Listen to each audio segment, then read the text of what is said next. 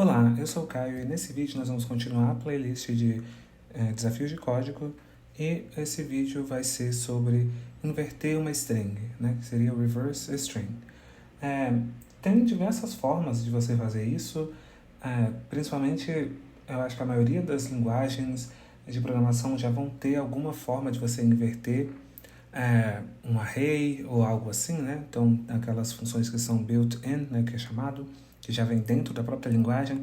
Mas o desafio desse exercício é você fazer isso usando o espaço constante, né? Que está até aqui dizendo, né?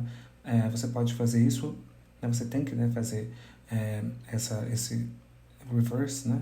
Você tem que reverter in place. In place realmente significa que você vai usar o próprio array para fazer isso, né? Você não vai estar dizendo aqui que é para você usar O de 1 espaço, né, extra. E ok, né? Então, quando a gente começa a pensar nessa questão de usar, né, a memória constante, a gente já pode pensar que a gente vai ter que usar então algum tipo de ponteiro, algum tipo de manipulação de ponteiros, né? E como que nós então vamos fazer isso, né? Quando a gente tem aqui, então, nós temos uma string que é essa aqui, hello. Como que a gente pode inverter a string inteira? A gente coloca, então, um ponteiro no início, né, aqui no H, no início, e um no final, né? E toda vez que a gente aponta para nossas strings, nós fazemos uma mudança, né? O que é chamado de swap, né? A gente vai mudar as duas posições, né? A gente vai mudar, então, aqui o H para o O, e aí depois que a gente fez isso, a gente muda os nossos ponteiros para a próxima posição. Então viraria, né, o nosso ponteiro primeiro aqui, que seria o L, né? A gente vai colocar apontando para o E e o que está apontando para o O aponta para o L. E aí a gente faz novamente a mudança, né? A gente troca os valores das duas posições, né?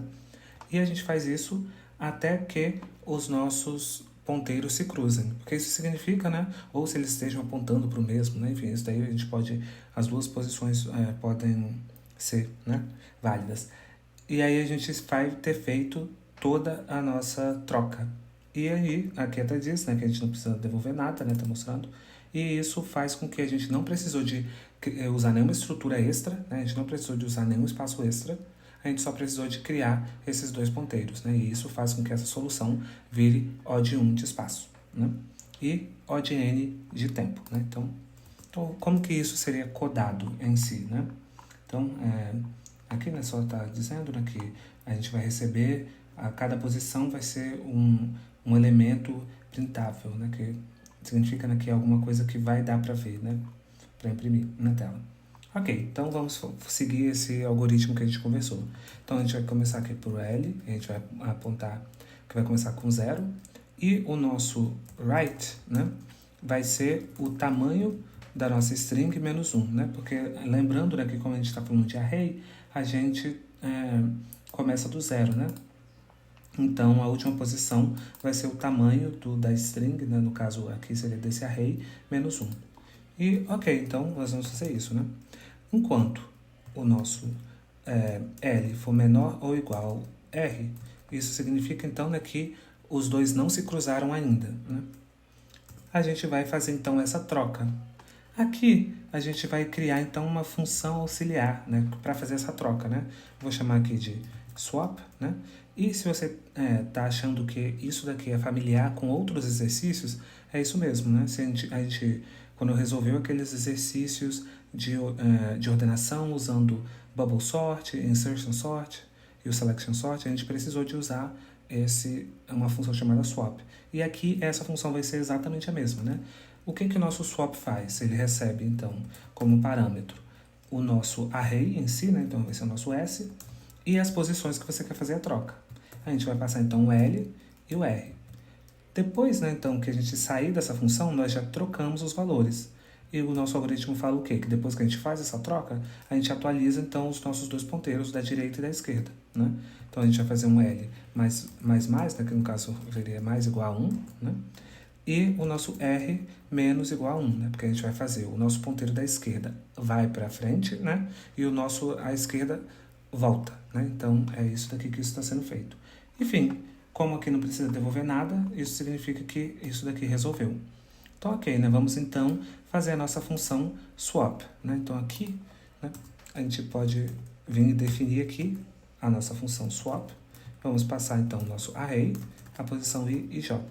Então é isso daqui que a gente vai fazer. Como que a gente faz um swap, né? Como que a gente muda duas posições no array?